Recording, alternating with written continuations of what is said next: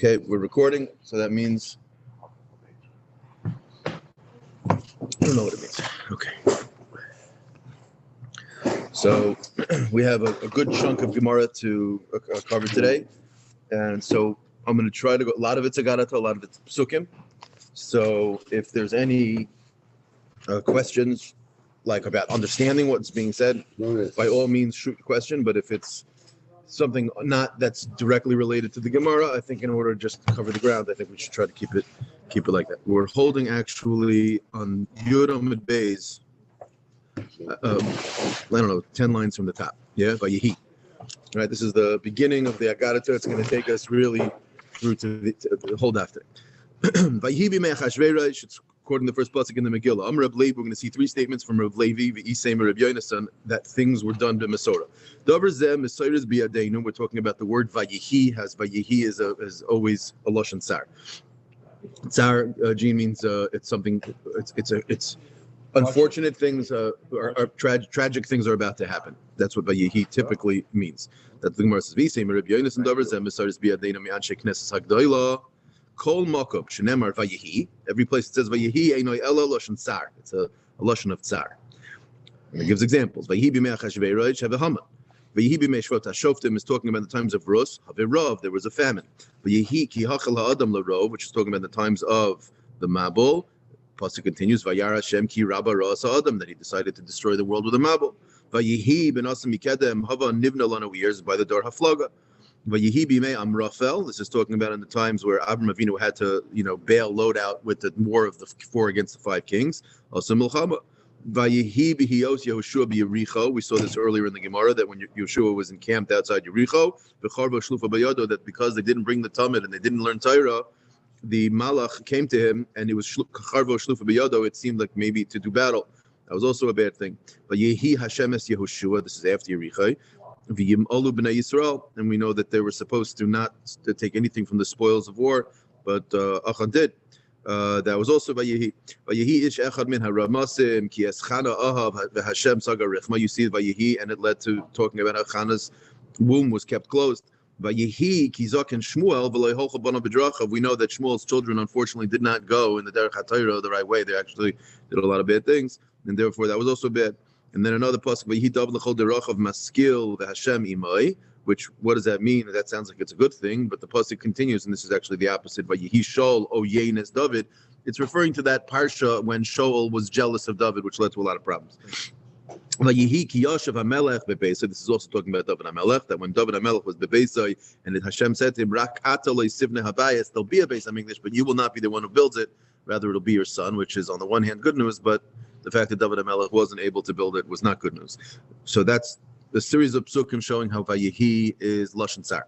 Zakti Gemara v'haksiv, but I have psukim where it's the opposite. Vayihi b'yom hashmini, which is talking about the Chanukas HaMishkan. V'tanya also hayom ha'isa simcha lifnei HaKadosh Baruch Hu ki yom shenivra b'shamayim v'aretz. That was a great day to Hashem, just like when He created the world. How do I know that? Ksiv hacha. Here it says Vayihi b'yom hashmini uksiv hasam, and by Sheshim Ebreshus it says Vayir Vayivok yom echad. So you see, there's a lashon Vayihi and there's a lashon Vayihi, and over here it's good. So if that's talking about good, then that must be this is good. So the question is, you see, how Vayihi means good. So even if it's Vayihi, so how does that work? Gemara says no. That pasuk by Chanukas HaMishkan also happened to be the same day Hashachav Nadav v'Aviah, when they brought their strange fire, and they were mysteriously killed. So that was a sad day. Fine. So I have another pasuk. The pasuk is referring to the building of the binyan by Rishon al Yidei Shlomo HaMelech. That's a good thing. The Haksiv and the pasuk says Vayihi kasher Yaakov es Rachel, when Yaakov met Rachel, that was a good thing. The Haksiv v'yar v'yibok yom echad v'ha'ika sheni v'ha'ika shlishi. You have all the days of Sheshim Mebreshus, which were all Vayihi. Those were all good things. And v'ha'ika tuva. The Gemara is basically saying you have many psukim where you have Vayihi, and Vayihi is a good thing. So what do you mean that in Messiah we say Vayihi is a bad thing?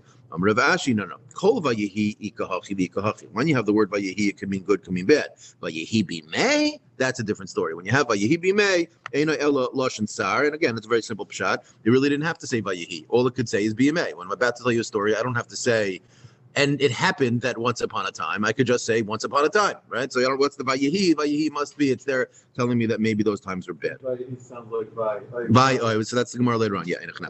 Now, how many were there? The Gemara is going to bring 5 of them. Zakta Gemara Vayihi b'mei ena elalosh and sar, and chamisha vayihi b'mei havi. There were 5 of these vayihi b'mei that were not good. 3 of them we mentioned. We'll mention some more. Vayihi b'mei achashverosh, vayihi b'mei shvat hashoftim be'ros, vayihi b'mei amrafa by the 4 and 5 kings. Vayihi b'mei achaz. We're talking about Achaz was a terrible Russia, did terrible things. Vayihi b'mei Yehoyakim, which is really, as we'll see later on today's daf, forget to it. That was in the times of Churban Habayis. That was Yehoyakim was the first of the 3 kings that when Nebuchadnezzar came and destroyed the Beis Hamikdash. Okay, so that was the first statement that was been Messiah. Amr Levi Davar Zemesar is Bidenu Mavasenu. That what? That Amot ve'Amtzia Achim Havet. The 2 men. One's name was Amitz and one's name was Amtzia. And Ben Messiah, they were telling you that they're brothers. Read the Gemara, Maikamash Malan. What's the Chiddush? I mean, okay, Mazda, there's a lot of brothers, a lot of sisters. Who cares?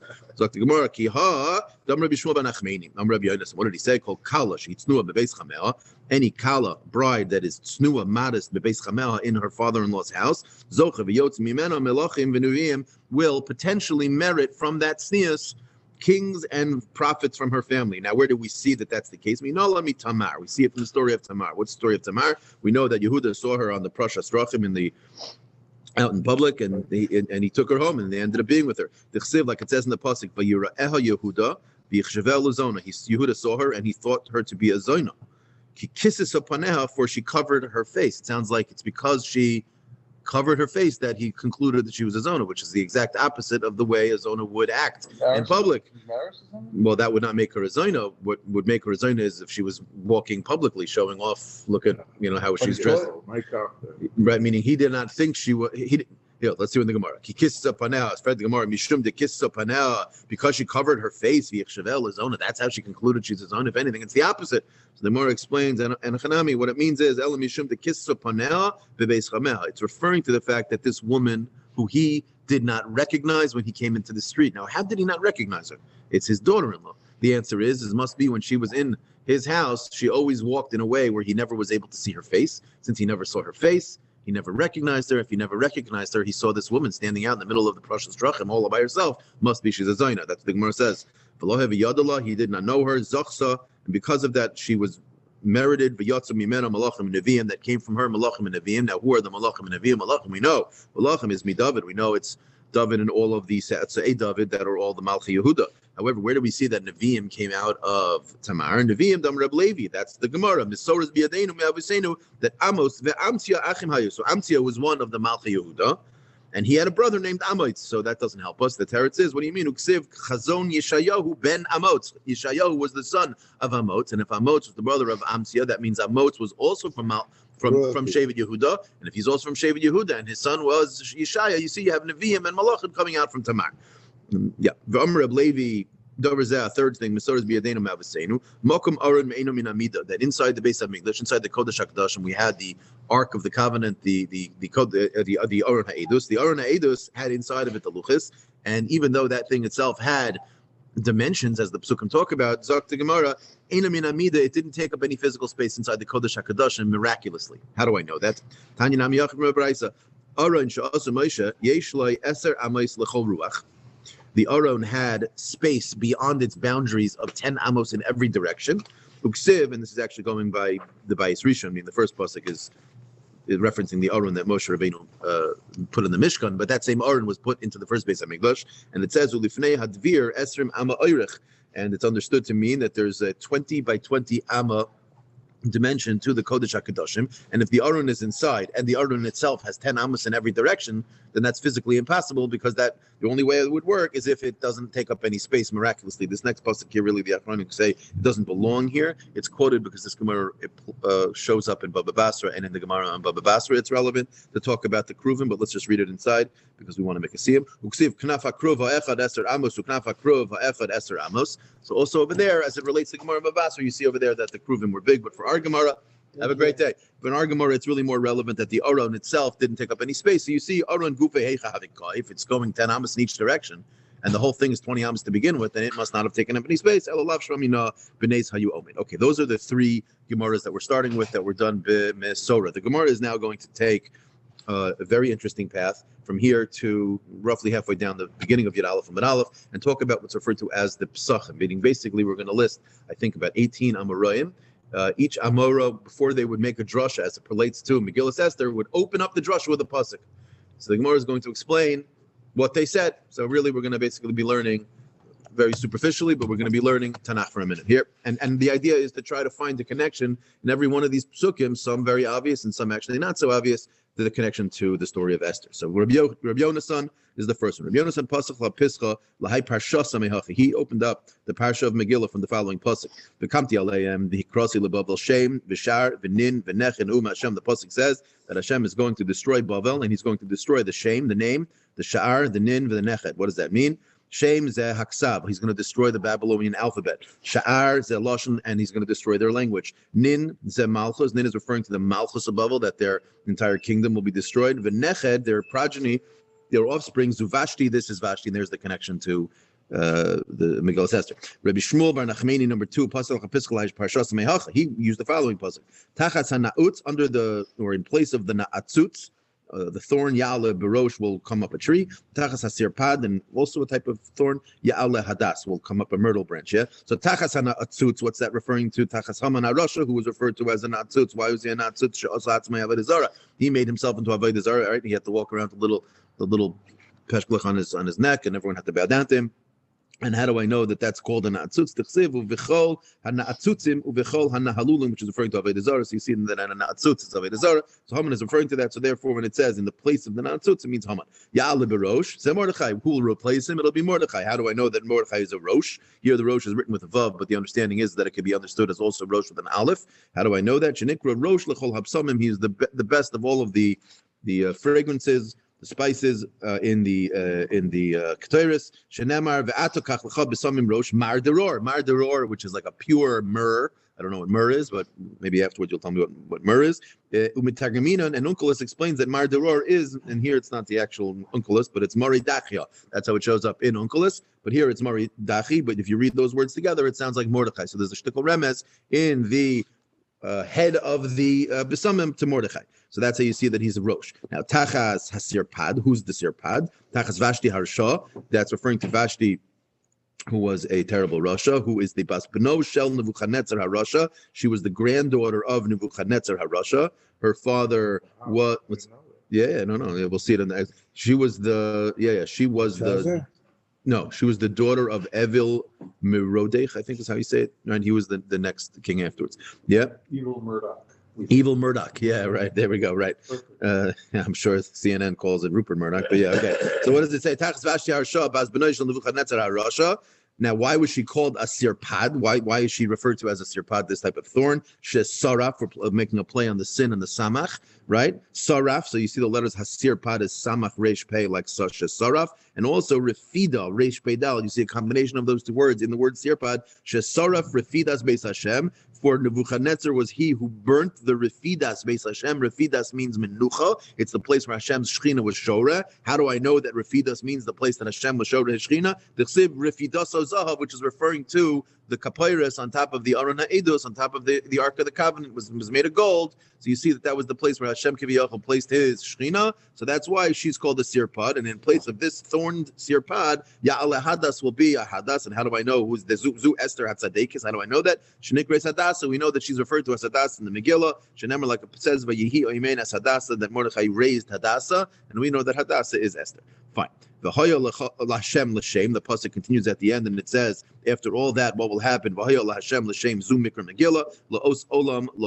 And forever it will never stop. Elu Yemei Purim, which is a shtickle right to the Shitas Rambam, that Purim will not be nisbatal la'asid lava. Rabbi Shua ben Levi the third, Amoyer was pasuk lapiskal lai parshas me'acha. He brought from the following pasuk: and it'll be that when Hashem is happy upon you, lehetiv eschem, He will give good things to you.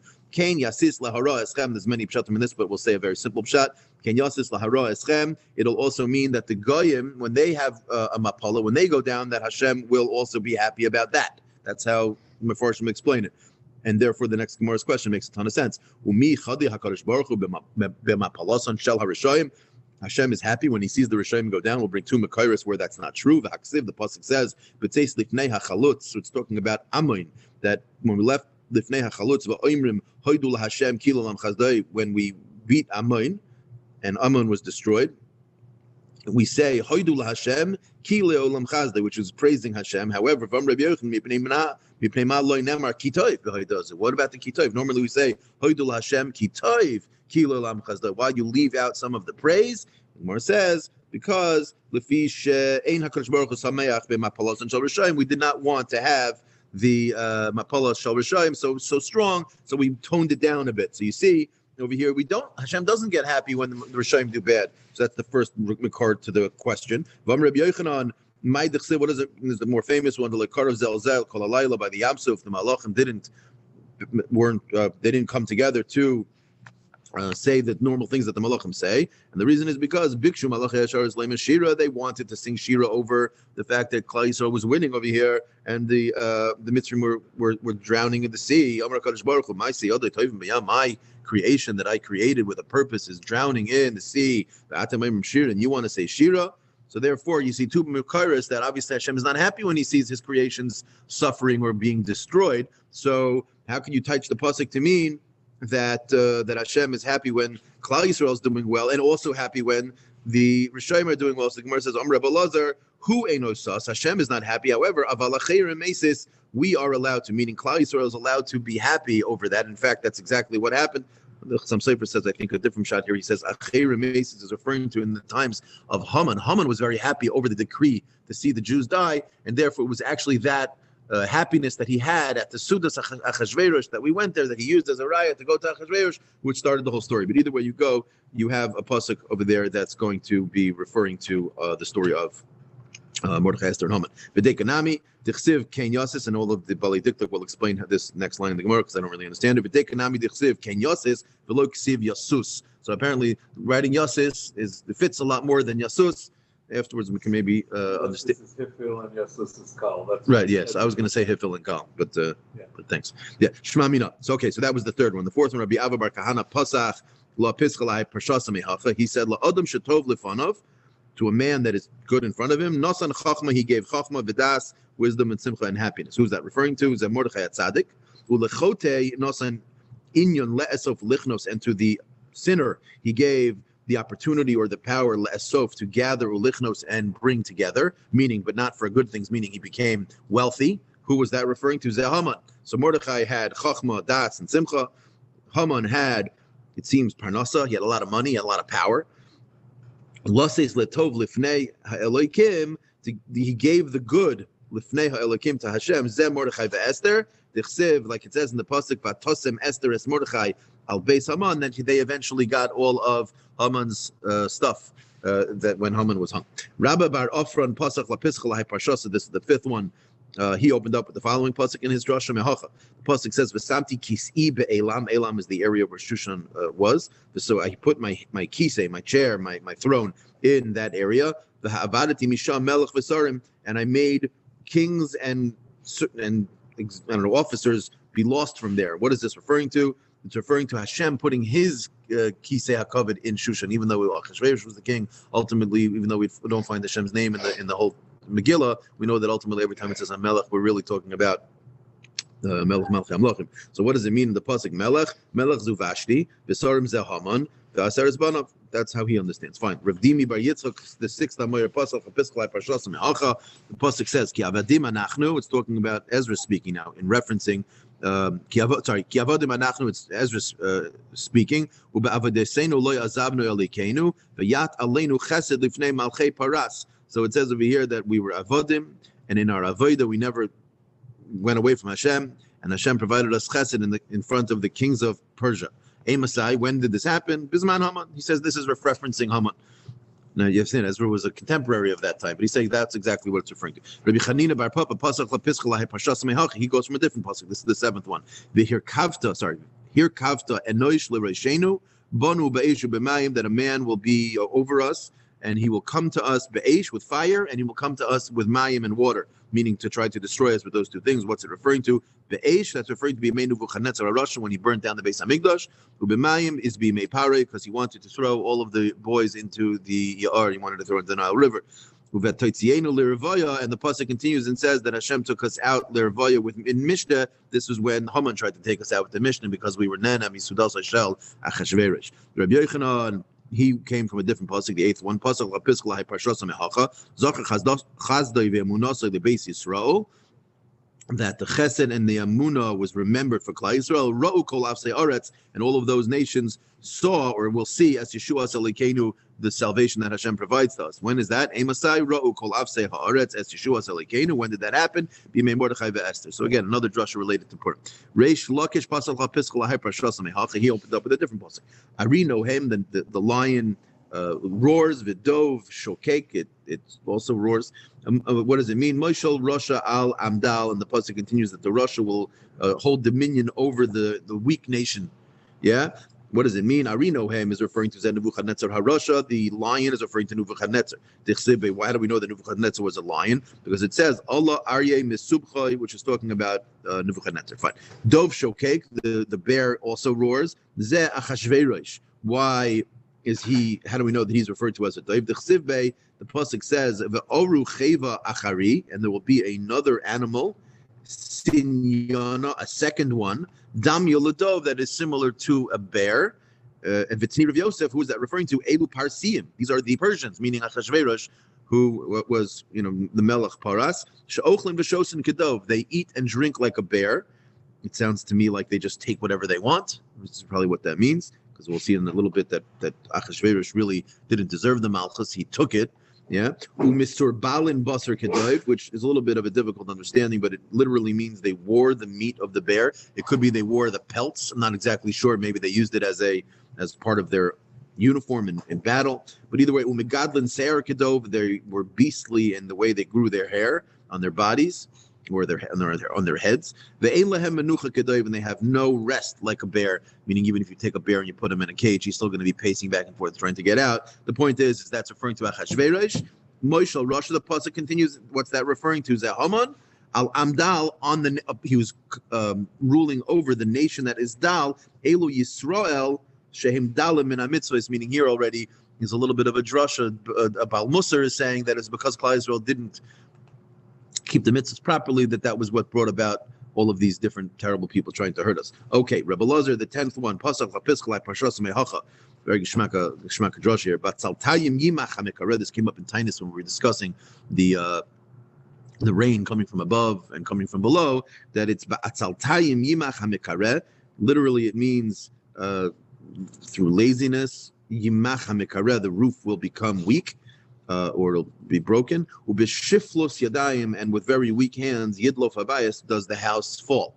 What is it referring to? It's referring to the idea that sometimes if you have a drip coming through the roof, the time to fix it is only when you see one drip. You don't wait and say, hey, it'll get better. It's going to get worse. You got to address it before it becomes too bad. Eventually, you can lose your whole house. So bishvil, what's this pasuk? Bidrasha, bishvil atzlus. Atzaltayim is laziness. Shahaya lehem liyisrael shalei asku b'tayra, that they were not isik b'tayra. What happened? Na'as sonu shal hakadosh baruch hu mach. Hakadosh sonu shal hakadosh baruch hu is a lashon naki. It's a clean way of referencing Hashem Himself. That Hashem kiviyachol became mach. Mach means, in this context, it means ineffectual or ineffective, weak or soft. They're not talking about Yismach here. No. Because there was a laziness in the Asik HaTorah, which again relates to obviously Kimu v'Kiblu and by Purim, and also the idea over here is, and how do I know that Mach means that Hashem became weak or became ineffectual, or like you said, weak, or Ve'ein Mach Ela Ani, it means poor, it means low. Shenemar Ve'imach Hu Me'erkecha, if he's of low value from your value. But the point is that it's referring to with the weakness. And how do I know it's the weakness of HaKadosh Baruch Hu? Because ve'ein mekara el HaKadosh Baruch Hu, when the pasuk says Yimach HaMekara, the roofer, right, the roofer of the world, how do I know that he'll become weak? Ve'ein mekara el HaKadosh Baruch Hu, shenemar, the pasuk says HaMekara b'mayim ali Yosef, which is referring to Hashem. Fine. Rav Nachman Bar Yitzchak, the 11th one, pasuk lapiskalai parshas mehacha, the pasuk says Tehillim she'amalos lule Hashem shahayalonu, without Hashem, if we wouldn't have Him, Yomi Yisrael, Klal Yisrael says, Lule Hashem shahayalonu bekum aleinu adam, that if Hashem is without us, an Adam will come and be over us. What does it mean? Adam v'loy melech. It's referring to an Adam, meaning not a king. It's referring to Haman. So there you have another drasha that goes to Purim. Rava pasach lapiskalai parshas mehacha. He went from the following pasach. Bervois tzadikim Yismach ha'am, with the elevation of tzadikim, the nation will be happy. Ubim shol Russia, and with the governance or the ruling of a Russia, the nation will cry out or scream out. Or cry, yeah. What's that referring to? Zem Mordechai Esther. It's talking about when Mordechai and Esther were up, the nation is happy. Like it says, Vahir Shushan Sahala v'Samecha. However, Bimshoil Rosha Ya'anacham, that's referring to Zehaman. Like it says in the beginning of the Megilla, Vahir Shushan Navoicha. Right? Rav Masna Omer Mehachar, Rav Nasna, the 13th Gemara, is bringing another pasuk for the beginning of his drasha. Kimi Goy Godoil Asher Lo Yalikim Kroivim Elav. Nice and simple. The who is the great nation? Asher Lo Yalikim, that its God is Kroivim Elav, meaning the whole taina from Haman was Yesham Echad Mefaizer and Mefaira, that HaKadosh Baruch was not watching over them. Very similar to the taina of the Christians, that the Jews were abandoned by God, and there's a new mahalach over here, and the pasuk is saying, Adarabba Kimi Goy Godol Asher Lo Yalikim Kroiv Me'elav, who is closer to us other than Hashem. Rav Ashi at 14th Amayra Amar Me'acha Oy Hanisa Eloikim, which is referring in the times of Mitzrayim, also that Hashem took us out Goy Mikerev Goy, but the same idea that Hashem had such a hashgacha pratis with us, which again the entire story of Purim is related to the nahapoichu of the hashgacha pratis. Same idea. This next line is a machlekes, whether it's a continuation of these psachim. We're going to read it that way. Vayihi b'imei Achashverosh. This is Rav, Amar Rav, Vai Vehi, meaning this pasuk of Vayihi means Vai, Oy Vehi, Oy. It's a bad situation, meaning this story of Vayihi b'mei Achashverosh. Why? Because of the following pasuk, Hadad Echsiv, like the drasha he said, the Yismach. It's talking about in the Teichacha, the Yismach Sham Lo'evecha La'avadim U'Lishvachos, that you will be sold into your enemies as slaves if you don't keep the Torah and mitzvahs. And the understanding is that just like we didn't keep the Torah mitzvahs, and therefore Nebuchadnezzar and Haman and Achashverosh came. So too, that's what's going on over here. That's Rav Shmuel Amar. No, different pasuk. Not love. He has a different drasha. Loy ma'astim v'loy ga'altim l'chaloisam, which if you take a look there's a little bit more to the pasuk. It says v'af gam zois b'hiyosim be'eretz aveim, when you will be in a land that is not yours, in your enemy's land. Loy ma'astim loy ga'altim l'chalosam. I will not leave you. I will not allow you to be destroyed. Lahafer brisi. I will not go back on my word. Itam, with that I have with you, Ki ani Hashem Elokehem, I am your God. So what is the understanding there? Loi ma'astim is referring to that Hashem didn't abandon us b'yemei Yevonim. Loi ga'altim b'yemei Nebuchadnezzar. L'chalosim b'yemei Haman. L'hafer brisi itam is b'yemei Parsiim. And here the Mefarshim explain Parsiim here does not mean Persians, even though that's literally what the word means, because we just said 2 seconds ago in the b'yemei Haman, which would have been Persian. So therefore Parsiim here he understands to mean Romans. Different Mefarshim explain that, meaning it's talking about the Golos Edom. Yeah, Ki ani Hashem Elokehem. It's strange it puts Nebuchadnezzar and Yevonim out of order. Yeah, also true, yeah.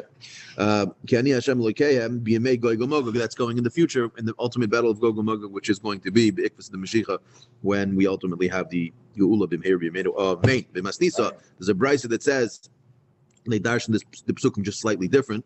Once we're quoting the pasuk, Ma'astim b'yemei Kazdim, it's referring to in the times of the Chaldeans. I don't know. Am I typing that wrong in English? Kazdim? I don't know. Say Chaldeans, yeah.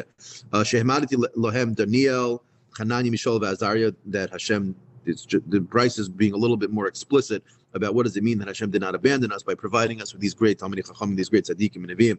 V'loi ga'altim b'yemei Yevanim, that's referring to the times of Yevanim. Shehemaditi lohem Shimon HaTzadik, v'chashmonoi, ubanav, u'matisyo Kohen Gadol, which is a little bit funny because Matisyo Kohen Gadol is the Chashmonai who has Banav. So I think they bring the Duke Sofrim brings in that this is sort of a little bit of an amalgam of multiple brises where they're just sort of putting it together. But the point is, that is the second one was talking about the times of the Yevanim. The Chalosam is referring to be Haman, She'emanati Lahem Mordechai Esther, which is how it relates to our Gemara. Lahafir Brisi Itam, that Hashem will not go back on his word with us, is referring to be Parsiim, and over here as well it means the Romans, She'emanati Lahem Shel Beis Rebbe v'Chachmei Dairis, that he provided for us all the great Tanoim that helped us in that time. Ki ani Hashem Elokei, and the pasuk continues, that's referring to La'asad Lavo She'ein Kol Umma V'Loshon Yicholo Lishlit B'Hem. No one is going to be able to touch us, because that at that time Hashem's Gevura is going to be on full display. The 15th example of an Amoira starting his drasha is Rabbi Levi. Rabbi Levi Amar Mehacha V'Im Lo Yisayrishu Es Yoshvei Haaretz. It's talking about in the Chumash where it says that we have to expel all the nations, but since it's referring to the expelling of the nations, that is sort of a little bit of a remiss to the time of Shaul and Agag, that he didn't ultimately destroy him the way he was supposed to, which led to Haman eventually giving us a problem in Shushan. Rabbi Chia, the 18th, did I say before 17th? Yeah, 17th, this is the 18th. Rabbi Chia Amar Mehacha, he says it comes from the following pasuk. I'll make a verse. Oh, really? Yeah. Oh. Okay. Vayehi kasher denisi la'asos lahem. This is a continuation of the last pasuk, saying the same idea. Vayehi kasher denisi la'asos lahem. Hashem says, "I was going to do to them, eset lachem, I will give to you." Meaning, basically, I will do to you. Meaning, it's referencing the same idea that if we don't get rid of the goyim from the land of Eretz Yisrael, it's a remes to Shaul as well. So, fine. Now we're going to go into the actual story of Achashverosh, and we're going to start dashing the psukim. So that was the end of the psachim. Now we're moving into the actual words, the beginning of the words of the Megillah. Achashverosh, right? So really it should be V'yehi b'mei Achashverosh, because that's the beginning. V'yehi b'mei Achashverosh. Amar Rab, why was he called Achashverosh? Because he was Achav Shel Rosh. He was the brother of the Rosh, and he was Ben Giloi Shel Rosh. He was in the same mazel. He had the same sort of mission as the Rosh. Who's the Rosh? Echav Shel Rosh, Echav Shel Nebuchadnezzar HaRosh. He was the brother of Nebuchadnezzar HaRosh. Now, he was not the actual brother of Nebuchadnezzar HaRosh. It just means that he was his brother, like his brother and brother from another mother, as they say. Yeah, Shenikra Rosh. That he was, and Nebuchadnezzar was called Rosh. How was he called Rosh? That's interesting. You do see that Rosh was Mordechai, and now we're saying Nebuchadnezzar was Rosh. And Namar, like it says in the pasuk in Daniel, I think, Ant hu Reisha di Dahaba.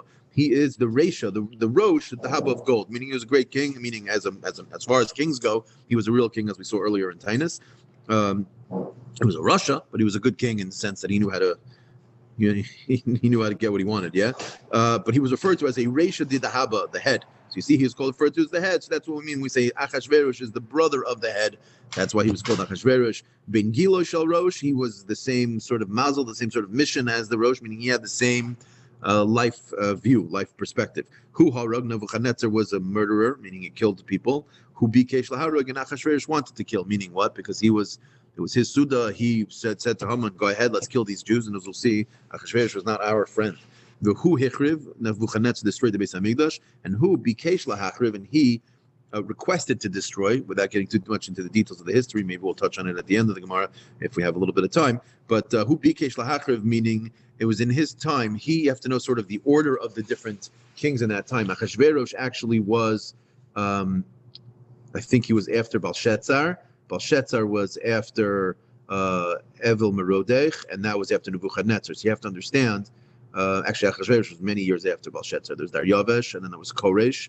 And Koresh was the one who gave permission, to start building the Bayis. They actually started building it a little bit, and then Achashverosh sent a letter, we'll see in a minute, and he wanted it to stop. Shenemar, and here's the pasuk, B'malchus Achashverosh b'tchilas malchusa, in the first year of his malchus, Kosvu Sitna, he wrote a scathing letter, Al Yoshve Yehud of Yerushalayim, meaning he teamed up with the other Balei Avodah Zarah of that time to prevent us from building the Beis Hamikdash, because that was the competition to the Balei Avodah Zarah, because they knew that if we build a temple, it would go against them. So that's why you see that he was just like Nebuchadnezzar.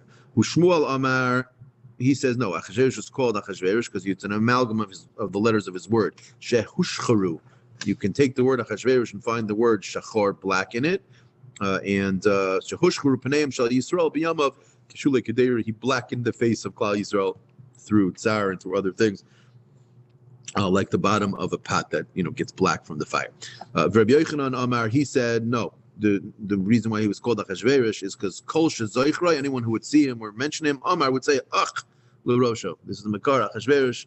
So it's a little bit funny. We get to the Megillah, we clap and we beat Haman, but really when you hear the word Achashverosh, you should also be being like Ach Zerosha. Yeah, Ach L'Rosho. That's why he was called Achashverosh. Rabbi Chanina Amar Shakol Nasu Roshin Biyamav, that you could take the word Achashverosh and you could find the word Rosh, Reish Shin, that everyone in his time became poor. Why? Shenemar V'yasam HaMelech Achashverosh Mas. Everyone, he put taxes on people, extra taxes to make them poor. Now, I don't know why he's any different than any other one of these kings in those times. That's pretty much their derech, was to make money through, taxing the rich, taxing the Jews, yeah? So, okay, fine. So the pasuk says, V'hi b'mei Achashverosh. What's the next line in the pasuk? Who Achashverosh? That's a little repetitive. Why say that he's Achashverosh? You just told me he's Achashverosh. Who Achashverosh? Who Berishoy mitchilasa ve'atzofa. The language of who Achashverosh is letting us know he hasn't changed. He's just as much of a Rosh in the beginning. Don't assume that just because he was married to Esther in 14 years that he wasn't still a Rasha. He was a terrible Rasha. Who Berisha mitchilasa v'atzofa. And once we mentioned that drasha, let's bring a couple of other examples in Tanakh where we use that pattern of who to show that he hasn't changed. Who Esav? What does it mean? Who Berisha mitchilas v'atzoifin? Who Dasan v'aviram? Also, hein Berisha mitchilas v'atzoifin in the times of Moshe with Kar. Who Hamelech? Achaz was a big rush. Who Berisha mitchilas v'atzoifin? Avram, who Avram, and it goes the other way. Who Betzidkai mitchilas v'atzoifin? Avram was righteous from beginning to end. Who Arainu Moshe? Hein Betzidkai mitchilas v'atzoifin? David who cut the David who hakatan. This lashon of who could have, again, in all these scenarios didn't have to say the word who. It just could have said David hakatan. Right? Just could have just said their names. So what does it mean? V'David hu hakatan hu bekatnuso mitchilaso v'atzofo. That what? What does that mean? Bekatnuso kishem shebekatnuso hiktin atzmai eitel mishagadol mimena b'tayra. He had anava. He had humility to know to go to that person who was greater than him. Kach b'malchuso. So too when he became a king and he had a right to sort of have a shtickle stoltz, a little covet. Yeah, hiktin atzmai eitel mishagadol mimenu bechachma. He would still talk and get advice from those surrounding him that had more chachma. What does the pasuk say after that? Who Achashverosh Hamolech, that he reigned over. Hamolech Amarav Shemalach Me'atzma. Hamolech. The implication is that he was not of royal lineage. He did not have royal blood, meaning he took his kingdom, he took reign against. He sort of he usurped it. Yeah. Amri lo l'shvach. Some say this as a praise to him, meaning that it was impressive. But Amri lo l'gnai, and there are those who say that it was really more not a very impressive thing. Meaning some say he was worthy of being a king, so much so that even though he wasn't deserved blood-wise, or it means he just, he weaseled his way in. Yeah, Amri lo, what's that? No yichus. No yichus. So Amri lo l'shvach, what does it mean that they say it was a praiseworthy thing? Delay havi inish, the chashav l'malka kavase. There was no one in that time who deserved it more in terms of being the one who was going to run that area. He was that much of a powerful person. But Amri lo l'gnai, and there are those who say it as not impressive, that what the lo havi chazi l'malchus, he really wasn't right to be a king. But rather, what happened? He bribed his way into office, and since he bribed his way into office, that's what they mean to say that really he didn't deserve it. But the point is, that's what it means. Hamelech. Pasuk continues. Where was he melech? He was melech mehaidu from Turkey, the Atkush, and until let's say Africa. Right? That's simple taich. But the point is of Maholach Vatkush, as we'll see in a moment, means he ruled over the entire known world of that time. Ravu Shmuel, each had a different opinion as to how to understand Mehodu ve'Kush. That effectively is the same thing, but just how did they understand it? Chad Amar Hodu misofa olam, v'Kush misofa olam. One understood that Hodu and Kush were physically so far apart from each other, and the phrase that he was a king over Hodu v'Kush is to say that he was a king over that entire area between Hodu v'Kush. They were right next to each other, and the statement was really more a reflection of how powerful he was. That Kishem Shemalach al Hodu v'Kush, as just like he was able to be a king over Hodu v'Kush, which were right next to each other and seemingly close by to him, he was able to Kach Malach b'Sofa Olam v'Atsofa on all of the other areas. In other places, once we have this type of a drasha where you see that Rav and Shmuel had two different opinions as to how to understand two cities either close to each other or far away, the Gemara brings another example. The pasuk says, "Ki hu roda b'chol ever hanar mitifsach ve'ad aza." The pasuk says that he was. I don't even know where's this pasuk. Lamed. Where's the pasuk? Oh, so it's Malachim Aleph. Is that referring to? Who's that referring to? It could be a lot of different people. Okay. Ki hu roda b'chol ever hanar mitifsach ve'ad aza. So Tifsach is a place and Aza is another place. Rav Shmuel Chadam and Tifsach b'sofa olam ve'Aza b'sofa olam. Same idea that they were in different places entirely. V'Chadam Tifsach ve'Aza b'Hadei Adodi havikaimu, and there's Kishem Shemalach al Tifsach ve'Alaza kach malach al kol olam kulu. Fine. It's referring to Shlomo. Thank you very much. Okay. Shabbat ve'Esrim Me'ah Medina. He was Molech meHodav Kush. He was a king over Hodav Kush and over 127 Medina. Zok the Gemara. Amrav Chizda Adrasha B'Tchila Malach al Shav. He started ruling over only 7 Medinas. Ulabasayf Malach al Esrim, and then he took over another 13, and now he had 20. Ulabasayf Malach al Me'ah, and now he had 100. Or maybe it means he started with 7, and then he added another 20, and then he added another 100 to get to 127 Medina. So the Gemara, one second, what type of a drasha is? How do you have a right to make such a drasha? Elamayata, you're going to tell me every time it says someone's age or how long something happened that they had reign that you're going to make that same drasha? Ushnei Chayei Amram Sheva Ushloshim Uma'ash Shana, which we understand to mean the pashtas that he was 137. Are you going to say a similar type of drasha? My darash debay. Meaning his point is you can't make such a drasha. Shmuel says no. Shani hacha. This is an example where the pasuk is extra. The kroi seru. How is it extra? Michti. Let's take a look. What does the pasuk say? Ksiv mehodav ad kush. It already tells me that he reigned over a very large area of Hoda until Kush. So what do you got to tell me that it included 127 Medina? Must be Sheva V'Esrim Ume'ah Medina Lamali. I don't need to say it. Shema Mina Lidrasha, and therefore I make this drasha that's how it happened. Okay, that is the end of the story of the Psukim and of the beginning of the Megillah. The Gemara is now going to turn to, I'm still continuing in Agadata, but it's just like yesterday's daf.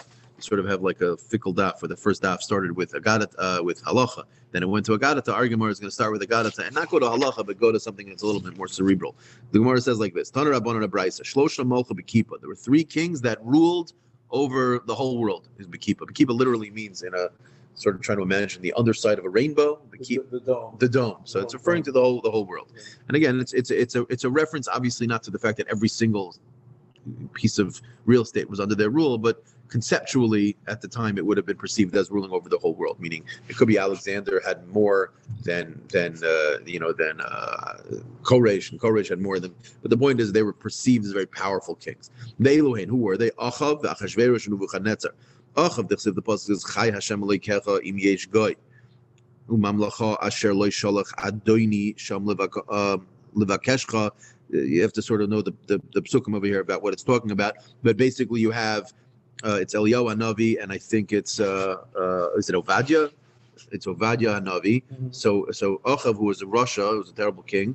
He was a powerful king, was a Rasha. He told Ovadia, who was a Navi, but it was in his sort of court. He told him, "You go." There was a Rav Ba'aretz. He told him, "You go to this way, and you go to that, and I'll go this way, and then eventually we'll see if we can find water for our animals."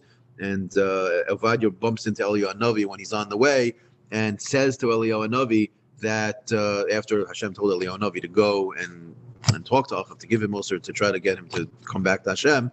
Achav was not happy. Achav would have wanted to kill Eliyahu Navi and Ovadia. So Eliyahu Navi says to Ovadia, Eliyahu Navi says to Ovadia, "You go back to Achav and tell him that he's got to, get better." And Ovadia said, "What are you, crazy? If I go back to him, he's going to kill me." Meaning, this was the story back and forth. He's, in fact, so much so that he's looking for you. He's going around from city to city to city and making people tell them, "Have you seen Eliyahu Hanavi? If you haven't, I need you to swear that you haven't." So how could he force people to swear? The Gemara says, "Achav dechsiv Chai Hashem," which is a lashon shvua. Chai Hashem Elokecha im yesh goy umemelacha asher lo yishalach adoini sham levakeshcha. Achav, he's looking for you all over, and he's making people swear that they haven't seen you. For the Gemara of Eloi dahave malach alayo, if he was not ruling over all of these people, heichi matzi mishbalahu, if I don't have control over you, how can I force you to take a swear? So you see that Achav was Malach Bekipa. Nebuchadnezzar, it says the Chsiv, the pasuk is V'haya Hagoy v'hamamlacha asher lo yiten es tzavarei be'ol melech Bavel. Very straightforward that he was he was the king over everything. He Hagoy v'hamamlacha asher lo yiten es tzavaro be'ol melech Bavel. Achashverosh had the Amron, like we said earlier, that Achashverosh was the king over everyone. Okay, the Gemara is going to mention 4 kings now that were not mentioned, and so the Gemara is going to, and the simon is Shin Samach Dalet Chaf, Shlomo, Sancheiriv, Daryavesh, and Koresh. Vesu Lek, are you telling me there are only 3 that ruled over Bekipa, meaning over the whole world? V'ha'ika Shlomo, you have Shlomo HaMelech. The Gemara says, no, Lo Solek Malchuse, his Malchus did not last all the way till the end, meaning there was the Machlokes. The Gemara is going to bring your Hanich, Lamanda Ramelech, V'hedyoit, that he was a king and then he became a commoner. If he became a commoner, then you're right, his Malchus didn't last forever, so it makes sense not to list him. But according to the opinion that holds that he was a king and then a commoner, but then Malach, he became a Melech again. So he says, Shlomo Milsa Achrita Havibay, that's a different reason. Shlomo Bechlal doesn't belong in the conversation because his kingdom wasn't just simply on only what's going on down here in Olam Hazeh. He also had some sort of a shlita over what was going on in the Elyonim, and therefore you can't list him in this brisa. Shenemar, how do I know that he had that type of control? Yehi Shlomo al Kisei Hashem. Fine. Baha Havisan Chayrev. So the story of Sancheriv, he was a king. The pasuk says, "Mi bechol Elokei ha'arotzos ha'ele asher hitzilo es artzim miyadi." So you see that it was in all of the arotzos that he was in control. So how could Sancheriv not be mentioned over here? Gemara says, no, Ha'iku Yerushalayim Deloi Kivsha. He never really conquered Yerushalayim. So therefore, to say that he conquered over the entire world and he didn't have Yerushalayim, that is not a fair statement. Therefore, he does not belong in the brisa. So therefore, he's not listed. Ha'ika Daryavesh. We know there's Daryavesh, and over here, it's hard to know if it's talking about Daryavesh Aleph or Daryavesh Beis. Meaning, we know that there was a Daryavesh that was the son of Achashverosh and Esther, who ultimately the Beis Hamikdash was built in his during his reign, or if it was the Daryavish, the original Daryavish, which would have been the Daryavish after Belshazzar, before Koresh, who allowed the Beis Hamikdash. And the nafkamina is, are we talking about someone as a friend of the Jews or not a friend of the Jews? But regardless, how do I see that he was a melech on everything? Tichsev Daryavish Malka Kisav Lechol Amamya Umya V'Lishanoya Di Dayarin Bechol Ara Shlomchon Yazgei, that he's referred to as a king over all Amamya, all Umaya, all Lishanyas. You see, he had control over everything. So how come he's not mentioned in the Brisa? He says, Ha'ika Sheva Delei Malach Alayu. There were 7 of the 127 Medinos that he could have been in control over. He did not have 7 of them, which means he wasn't in control of all 127. That's why he's not listed.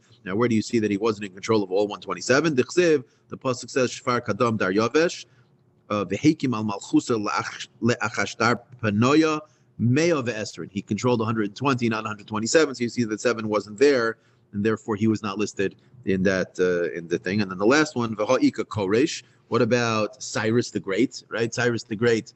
And L'chur, this is a shtickle raya. I think that the Daryavish was Daryavish Aleph and not Daryavish Beis. V'ha'ika Koresh. What does the pasuk say? The pasuk says, Kayamar Koresh Melech Paras. The following is what Cyrus said, the king of Paras. Kol mamlachos ha'aretz nosan li Hashem. You see that he says that all of the kingdoms of the world Hashem gave me. So the Gemara says, why isn't he mentioned in the Brisa? The Gemara says, no, what do you mean? You're telling me that a politician doesn't talk about how big his reign is? He was just letting people know, he was tweeting about it. Look how big my kingdom is. But really, he wasn't as big of a king as he thought he was. Therefore, only 3 of them were Malach Bekipa. The Gemara now transitions to a conversation of the next pasuk in the Megillah, where it says, "Bayomi mohem kesheves hamelech." So kesheves hamelech is talking about the Sudas HaChashverosh, and here you have to. It's a little math, not difficult math, but you just have to keep a historical cheshbon. Bayomi mohem kesheves hamelech uksiv basrei ubishnas shalosh lemalcho. So the Sudas HaChashverosh was made in his 3rd year, but it seems that it was also made kesheves hamelech in his inaugural year.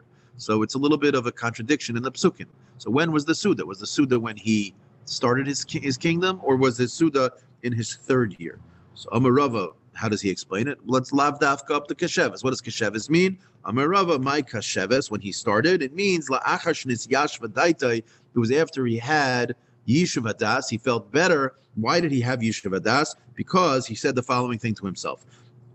Amar Balthazar, he was the king before him, and the king before Achashverosh was Koresh. Before Koresh was Daryavish Aleph. Before Daryavish Aleph was Belshazzar, and then Belshazzar you have before him Evil Merodech, and then you have Nebuchadnezzar before him.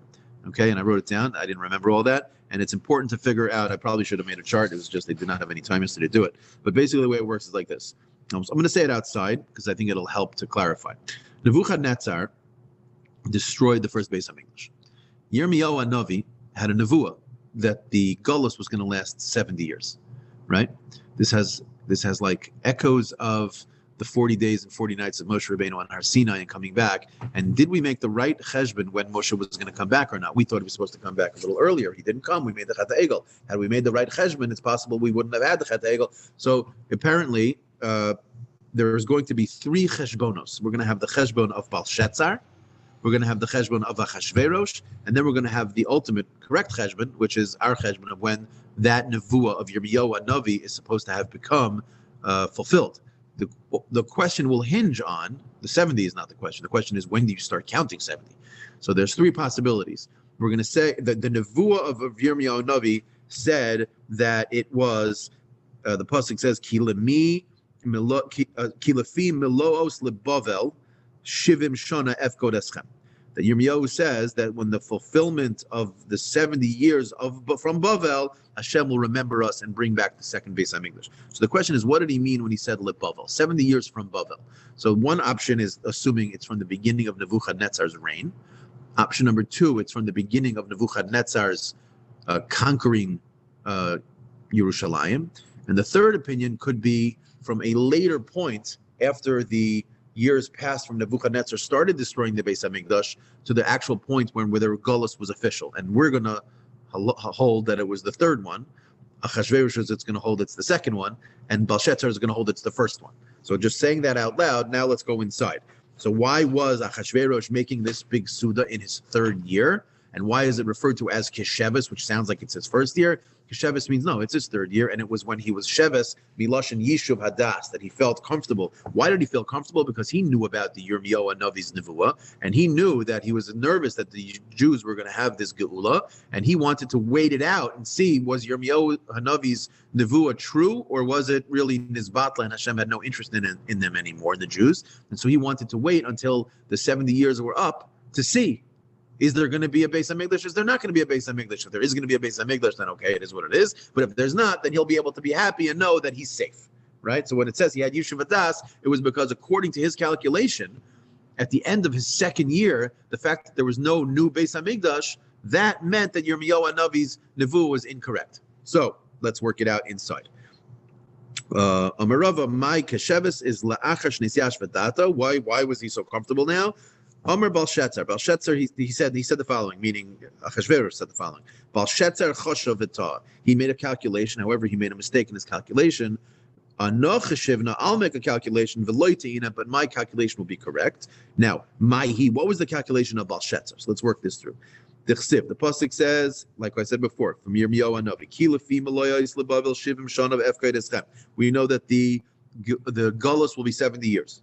And it'll be from the times of Bavel. What does it mean? Uksiv, and the pasuk says, which is also just another pasuk referring to the Nevuah being 70 years. So let's figure it out. You have 45 years of Nebuchadnezzar's reign, plus ve'esrim v'tlas the Evel Merodech, which was his son, right? The next king had 23 years. That's 68. V'tarti didei, and the 2 years of Belshazzar's reign. So that meant that Belshazzar assumed after 2 years of his reign, the 70 years were up. So what did he do? Ha-shivim, you have 70. Now, what did Belshazzar do after that? It was the second year of his reign. He made a mistake, and afik ma'ani debei mikdasha. He took all of the kalim from that Beis HaMikdash that Nebuchadnezzar had taken out of the Beis HaMikdash and stored in Bavel. He took them all, v'ishtamish buhu, and he used them, and we'll see it later in the Gemara. And he did that, and he died. He did that. It was a terrible thing that he did. It was a big rasha. V'ishtamish buhu, and Belshazzar went and did these things, and he died. But the point is, he made the cheshbon that he thought after the second year of his reign was when Bayis Sheni should have been built, and the fact that it wasn't built, he saw that must mean the Jews were abandoned by Hashem. Nebuchadnezzar, the Gemara just parenthetically says, how do we know that he was a king over 45 years? Nebuchadnezzar minolanda arboyin v'chamesh shnin malach. How do we know that Nebuchadnezzar was a 45-year reign? The Amar Mar. The following is the Brisa. So what does the Brisa say? Golu b'sheva, golu b'shmona, golu b'shmonasrei, golu b'chasrei. So here you need just a little bit of a dama.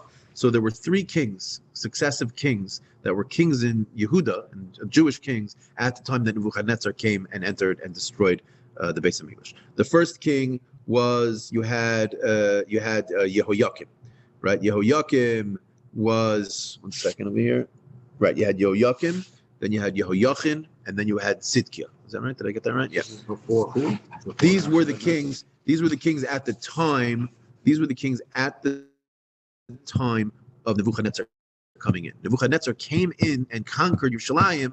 It was I don't know what year of Yehoiakim's it was, but that year the king of the Jews was Yehoiakim. Oh. Okay. Then we'll say it out loud here. Then 7 years later was when you have the Golus, and at that time the king was Yehoiachin. Who we also call Yechanya. Yechanya, correct. So Yehoiachin, which is referred to as Yechanya, that was what we will refer to as the initial Golus. The Golus happened, it's referred to as Golus Yehoiachin or Golus Yechanya. That happened 7 years later, okay? So in the 7th year from the time of the conquering was when the original Golus happened. And then 11 years later, during the time of the king Tzidkiyahu Melech, that was when the ultimate Golus happened. That was when the true Golus happened. So it happened in stages. First, Nebuchadnezzar came in, and then 7 years later, during the kingdom of Yehoiachin or Yechanya, we had the initial Golus, which is referred to as Golus Yechanya, and then we had, or Golus Yehoiachin, and then we had 11 years later, Golus Tzidkiyahu, which was the ultimate Golus. Okay, now it's important to follow the math on that. because we need to know when did Nebuchadnezzar come into power. Nebuchadnezzar came into power 1 year before that. This is exactly how the art scroll has it. Oh, really? You're spot on. Perfect. Exactly. It's- copied his Shiur. Yeah, right. Yeah, exactly. Right. Yeah, listen, you have to follow it. I didn't get it from art school. I listened to Shirley Bornstein. He's unbelievable. Yeah, he's great. He did a really good job of really laying it out. So he says, okay, so you have those three kings, and so it comes out like this. So Nebuchadnezzar, when did he become king?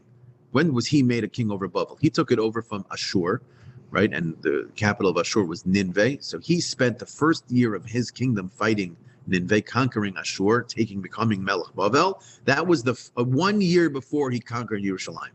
Just goes to show you where his heart was. He became king, and after becoming king, his first thought was, I got to go destroy the Beis Hamikdash. Unbelievable, yeah? So Nebuchadnezzar Melech Babel was a king for 1 year, first year of his reign, unlike our current king. It was pretty effective. He went and he fought a battle against Ashur, Assyria, capital city of Nineveh. We know about Nineveh. And then the first thing he did, he said, all right, let's march our army down to Jerusalem. Let's go destroy that thing they got going on over there. He came into Yerushalayim, and then for the first 7 years of him coming into Yerushalayim, we moved from we went from Yehoiakim to Yehoiachin or Yechanya, and then 11 years later we had Tzidkiyahu.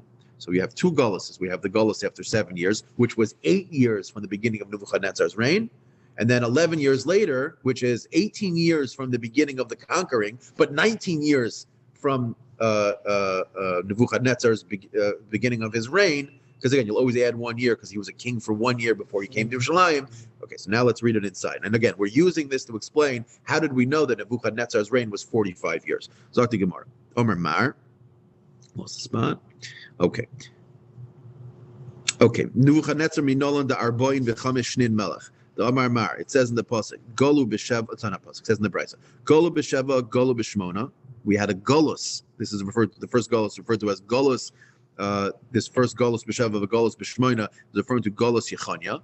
Yeah, and then we had Golu b'shmona esrei, Golu b'cha esrei, the Golus of Tzidkiah, or the ultimate Golus. But again, these are all stages of one big Golus of the Golus Bava, right? So Golu b'sheva means Lekibush Yehoiakim, the 7th year from the time that Yehoiakim's reign was conquered, meaning that was the beginning when Nebuchadnezzar came in. That's referred to as Golus Yehoiachin, the Golus of Yechanya.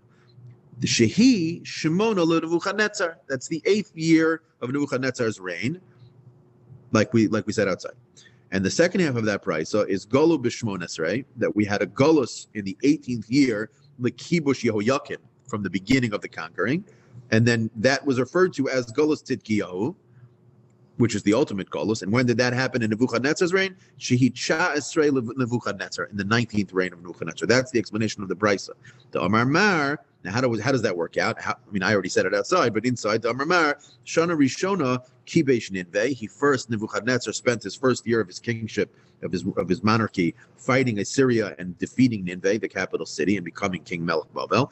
But what did he do in his second year? Shnia Kibesh Yehoiakim. He came into Yerushalayim to destroy it. Now, what does it say? Uksiv Vayihi b'shloshim b'sheva shana legolos Yehoiachin, that 37 years.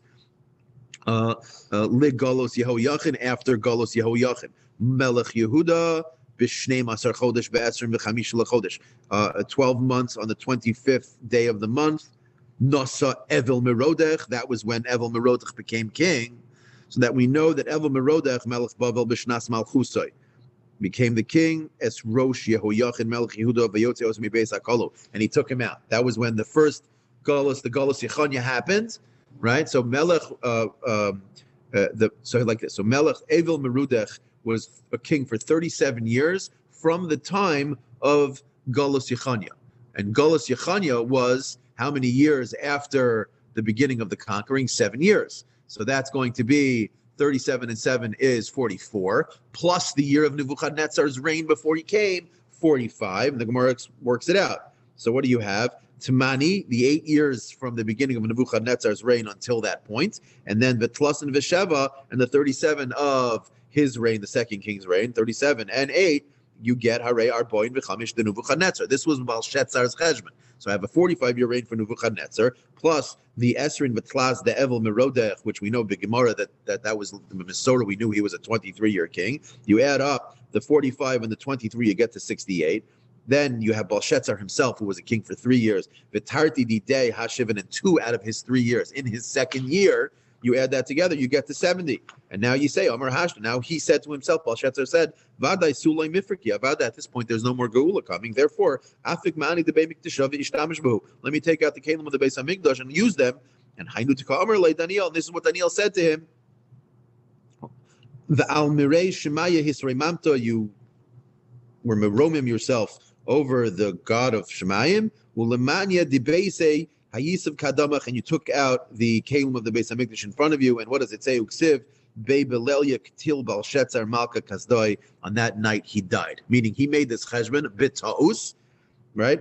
And he died when he took out the kelim from the Beis Hamikdash, because he thought the fact that the Beis Hamikdash was not built after his end of his second year, according to his cheshbon of 70 years. That it must be that Hashem's not bringing the Beis Hamikdash.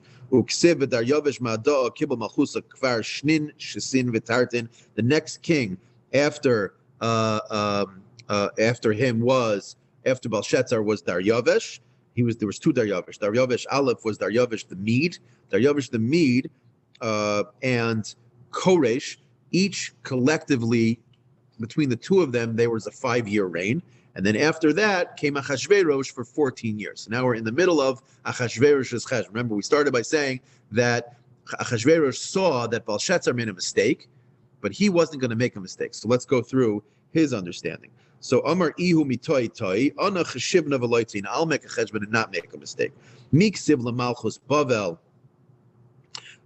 Did it say in the Yirmiyahu Anavi's nevuah that we should be counting it from the times of Bavel? Sorry, did it say that we should be counting from the times of Malchus Bavel, meaning the beginning of Nebuchadnezzar's reign? No, it said Lib Bavel Ksiv, meaning from Bavel, meaning from the perspective of the Jews. From the perspective of the Jews, that was in the second year of Nebuchadnezzar's reign, so there he's 1 year off.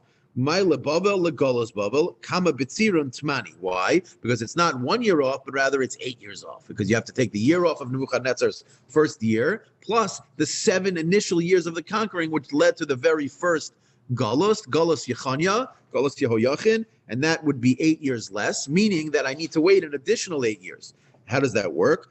He just replaced those 8 years with the next kings. So who happened after Belshazzar? You had the 1 remaining year in Belshazzar's reign. He had a 3-year reign, and he did his party after 2 years. So now we need 1 more year of Belshazzar, plus v'chamesh the Daryavish v'Koresh, the 5 years of Daryavish and Koresh, which we have in Messiah, which gets to 6. V'tarti didei, and Achashverosh said 2 of my first years. And that's how he got to the cheshbon, that when's the right time to have the Suda in his 3rd year.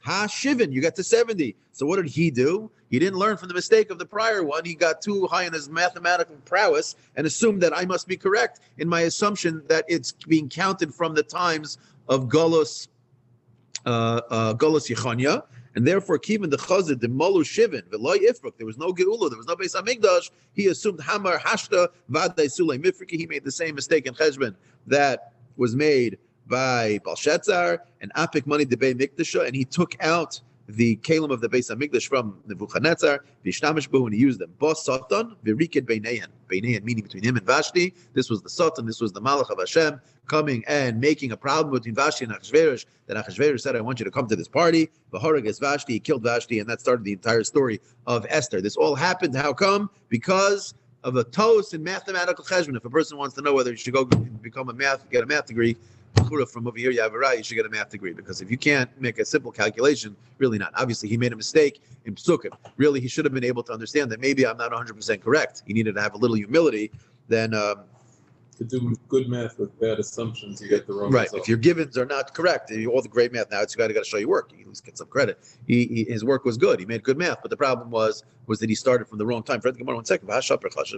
Meaning, we're not saying what he did was a good thing, but his math is good. The cheshbon is good. Gemara says, no, Ihu nami mitzatoi. He also made a mistake. Why? The boyele lemimni micharvus Yerushalayim. He should have gone from the time of what we'll call Golos Tzidkiyahu HaMelech, which would have been 11 years later, which which means then that when exactly was the Gula supposed to be? Sof Kamba B'tzira, and this would be, and they changed the gears here to 11. It's Chad Sare, 11 years additional, meaning Ihu Kama Malach, he was for a 14-year reign. He thought it should be at the end of his second year, meaning the beginning of his third year, but really, our base or the day, it really should have been in the times of his reign, right, in the beginning of his 14th reign, if you do the math. So then how come the Gemara says, how